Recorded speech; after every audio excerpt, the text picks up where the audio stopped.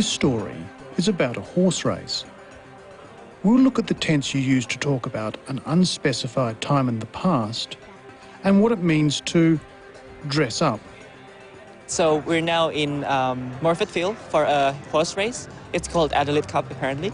I haven't been to one, and so this is my first time, and it's really exciting and funny at the same time because you see lots of people dressing up for a horse race. You know, people usually dress up for a fashion show, but this is like Sex and the City combined with horse race. To dress up is to dress in your best clothes. You can also dress up in a costume. Now listen to the way Ken talks about the past. I'm here with my housemates, Daniel, Darcy, and Yasuyo. None of us has been to any horse race before except Daniel. He said none of us has been to any horse race. Has been is the present perfect tense. It's used to talk about an unspecified time before now. Unspecified is not an exact time. The present perfect is often used with inexact words such as once or, as here, before. Listen again. None of us has been to any horse race before except Daniel. The present perfect is have or has combined with the past participle. Next, listen for another use of the present perfect. Right, so you told me you know a bit about horse racing and betting and stuff like that. Ken says, you've told me. That's have, you have, with a past participle, told. His friend, Daniel, has told Ken that he knows about betting. Again, this means an unspecified time in the past. If he wanted to refer to a specific time, he would not use have or has and instead say, you told me yesterday or you told me last week.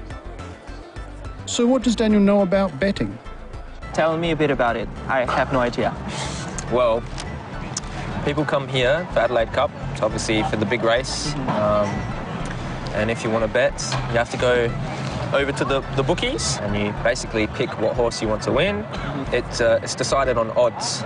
So if a horse is 5 to 1 and you put $5 down, you'll earn $25 for your $5 that you've put down.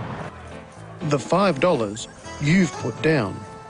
That's the present perfect again. You have and the past participle, put. Bookies, or bookmakers, are people who accept bets. Notice that in explaining what happens, Daniel uses examples that he starts with if. If you want to bet, and if a horse is 5 to 1. Listen. And if you want to bet, you have to go over to the bookies. It's decided on odds. So if a horse is 5 to 1 and you put $5 down, you'll earn $25 for your $5 that you've put down.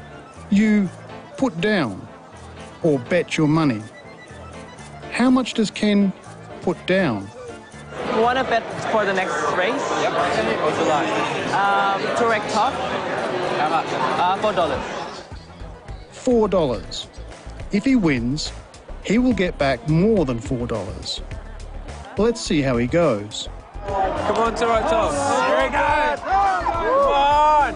Where's the number? Hey. Oh, it's number one. Hey, we won, man. Basically, Turek Top, our horse, just won. His horse won. Notice that the past tense of win is won, spelled with an O. But how much did he win? We just won $11.50. Well, really? So how much you put in? He won $11.50. Now let's watch Ken place another bet and listen for how much he could win. Thank you. Thank you.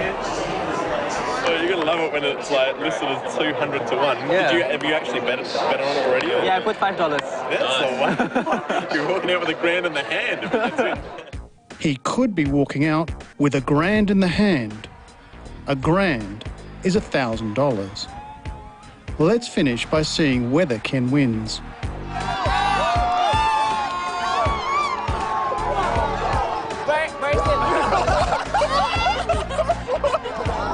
number 16 was at the very last. We didn't win the race, but next time probably.